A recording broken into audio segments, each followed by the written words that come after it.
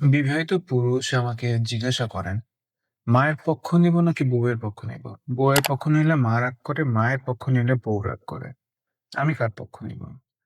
তো আমি আসলে এই প্রশ্নের উত্তরটা একটু ডিফারেন্ট ওয়েতে দেওয়ার চেষ্টা করি।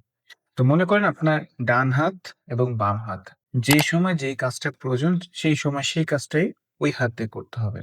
এখন আপনি যদি বলেন যে, "আমি কি ডান হাত কেটে ফেলবো না বাম হাত কেটে ফেলবো?" ভাই কেউ তো বলেনি ডান হাত বাম হাত কেটে ফেলতে। এটাকে ব্যালেন্স করতে হয়।